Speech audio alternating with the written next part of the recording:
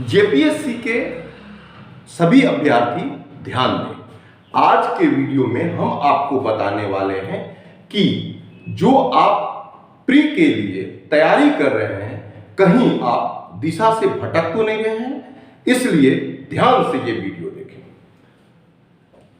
JPSC paper 1 और paper 2 दो 400 marks की परीक्षा हो रहे हैं।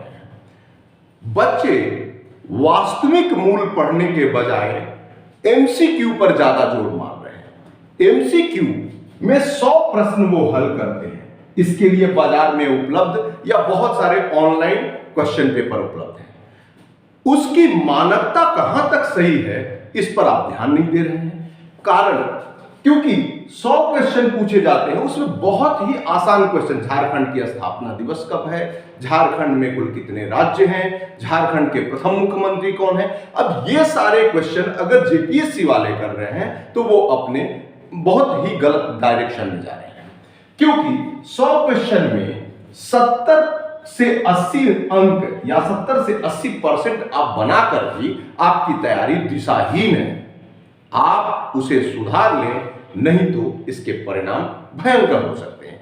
कहीं आप 70-80 बनाते हैं और आप कहीं छट न जाए। इसलिए कि हम जो आगे बताने वाले हैं उस पर जोर से ध्यान दें।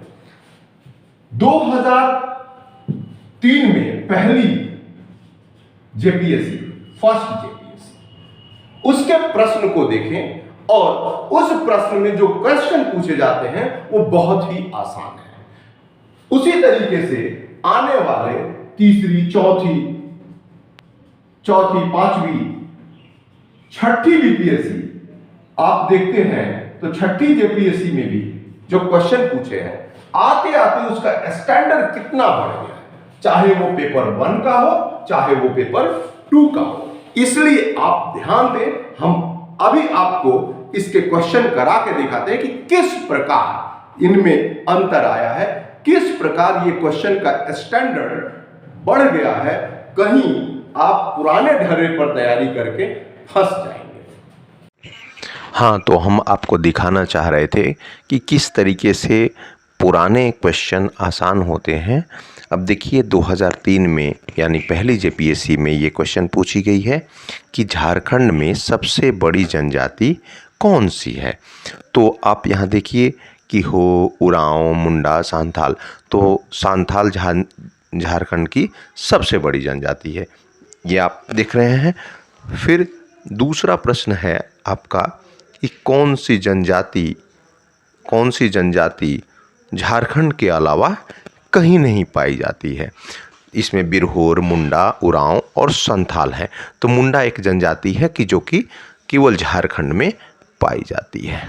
तो ये क्वेश्चन देखिए आप कितना आसान है, जो कि ग्रुप डी में पूछे जा रहे हैं।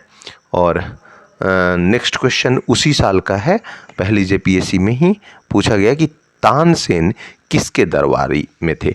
तो तानसेन आप जानते हैं कि अकबर के दरबार में नौरत्न थे, उनमें तानसेन भी थे। तो अकबर इसका आंसर हो जाएगा। और नेक्स्ट क्वेश्चन हम लोग चलते हैं कि पहली ये क्वेश्चन ध्यान से देखिए कि दिल्ली की पहली महिला सुल्तान कौन थी।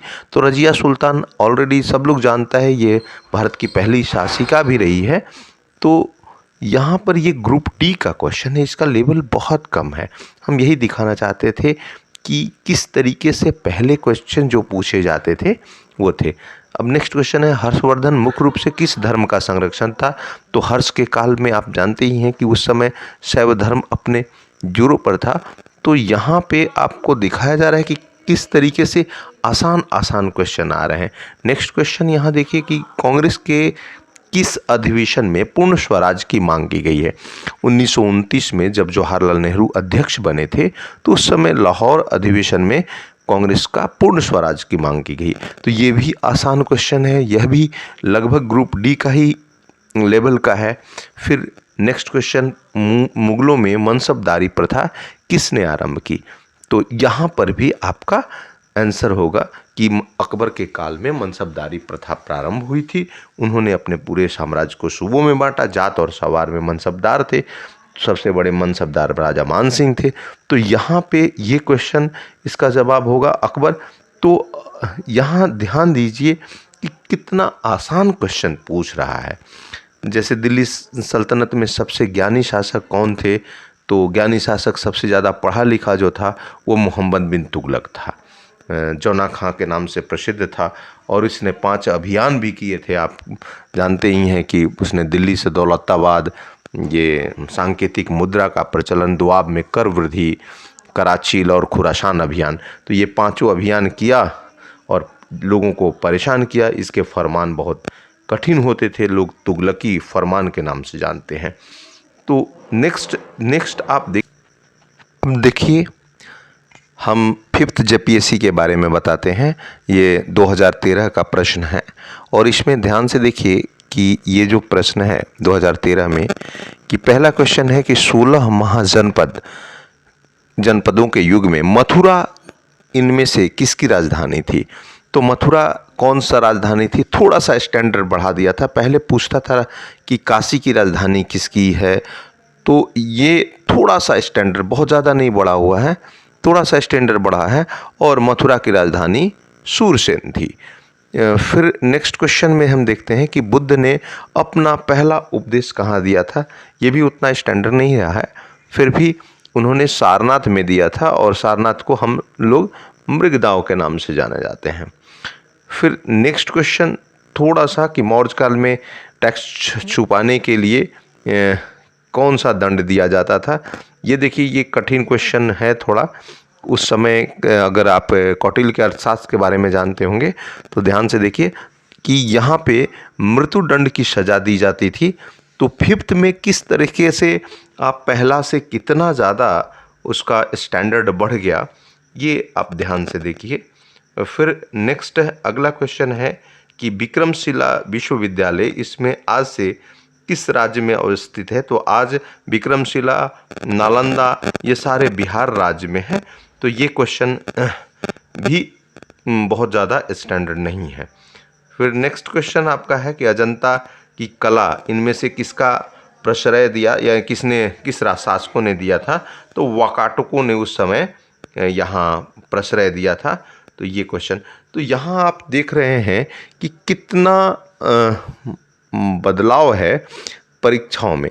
अब आपको नेक्स्ट दिखा रहे हैं कि 2016 में जो परीक्षा हुई थी, यानी कि आपका 6 जेपीएससी, पिछले वाली जेपीएससी, तो उसका स्टैंडर्ड कैसा है, वहाँ आप ध्यान से देखिए कि 2016 की परीक्षा में कैसा था।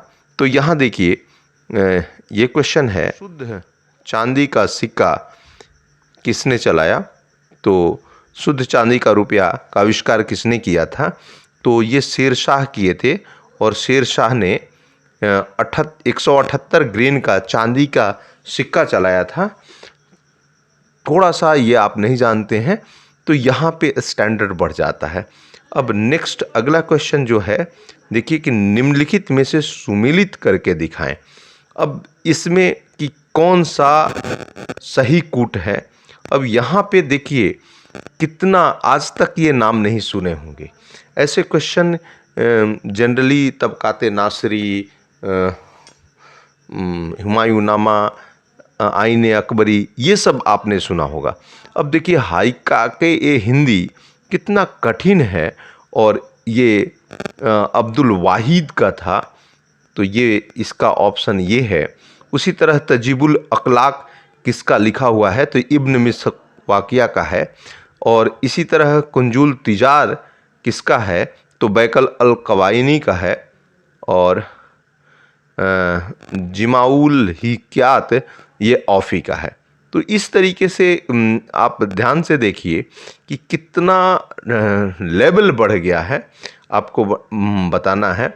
नेक्स्ट क्वेश्चन आप देखिए, आपके सामने है, बघाट रियासत का विलय डॉक्ट्रिन ऑफ लैप्स के काल में डलहौजी ने किया था।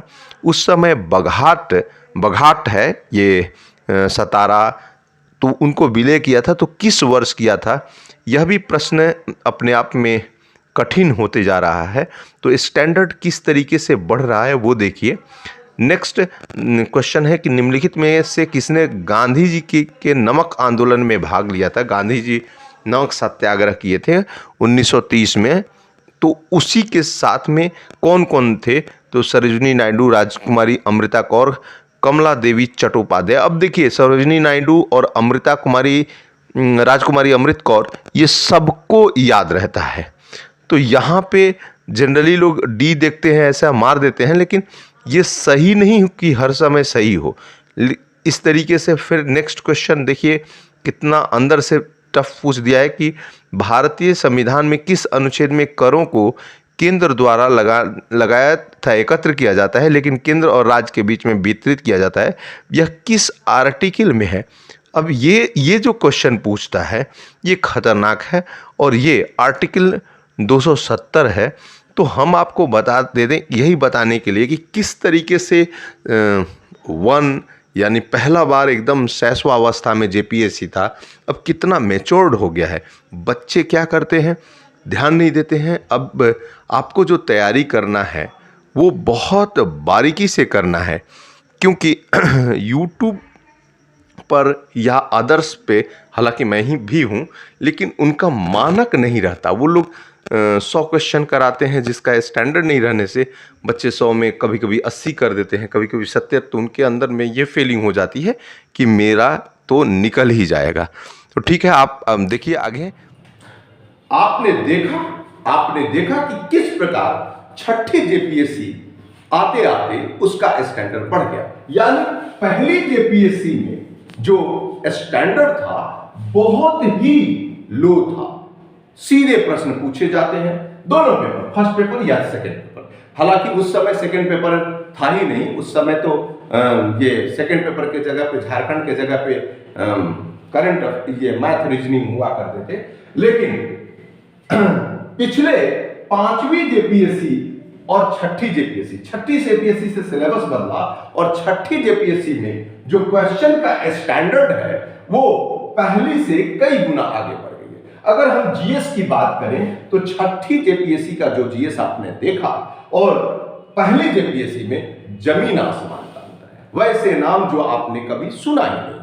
तो इसलिए हम कहेंगे कि उचित आधार बनाकर सही क्वेश्चन बनाएं, सही एमसीक्यू बनाएं और अपना लेवल को मापने के लिए नॉर्मल छोटे छोटे क्वेश्चनों में ना फंसे, नहीं तो कहीं आप धोखे में ना पड़ जाए। ठीक है, हम अपने